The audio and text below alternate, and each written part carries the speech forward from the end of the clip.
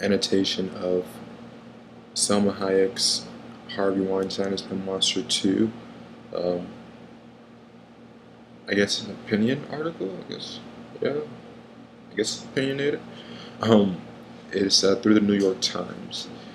First off, obviously, the reason for writing this isn't so much about telling the story of Harvey, but the understanding around why this movement is so big, why it's taken so long, and what it actually means.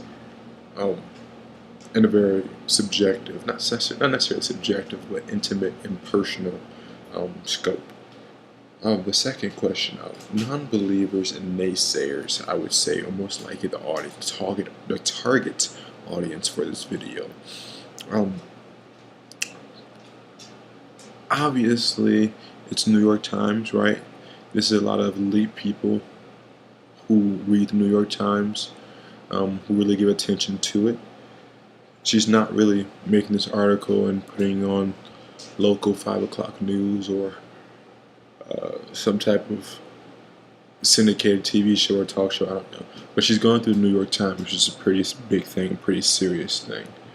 So obviously she wants people of actual power and of actual stature in society to see it.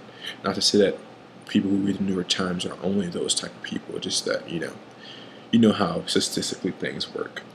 One area I really agree with, and I'm going to go through 2 of my annotations later on. I really appreciate it where Selma chose to use quantitative measures to describe what she was trying to explain. It really puts things in perspective for people who don't necessarily pay attention to the ethos or pathos of things. And she talked about how 4% of directors were female. I mean, you can read it; it's right there. And talk about pretty much how little directors are and how little they actually are able to do once they are in actual business. All the entire article, sadly enough, this was the part that really made me think, oh, this is an issue. And that is kind of a problem. That's kind of part of that toxic masculinity that is a part of our culture in today's day and age. But nonetheless, in terms of making sure you have a wide range of appeal to your audience, making sure you have multiple ways of getting your message to your audience, using quantitative numbers over just qualitative information, or information that relies on emotion, is a great way to get that information out. And I can't really say I can disagree with any point she made or how she made it.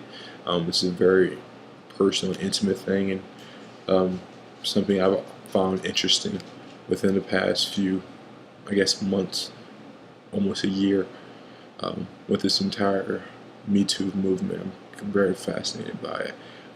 I really appreciated her this nobody sentiment that kind of reigns throughout the entire reading.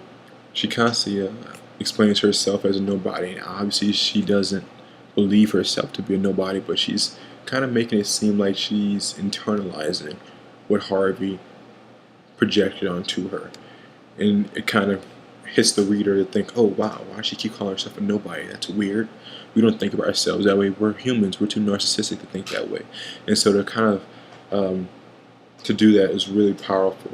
And I also really appreciate this subjective versus objective negation that she constantly used throughout the entire reading. This especially, right? You get that repetition, so you're constantly getting that message is hitting.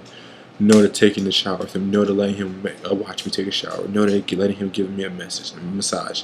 Like, it's just constant bam, bam, bam. It was a great way of really hitting the power and the problematic nature of what was going on. So it was a great read. I really appreciated it, and that is my annotation.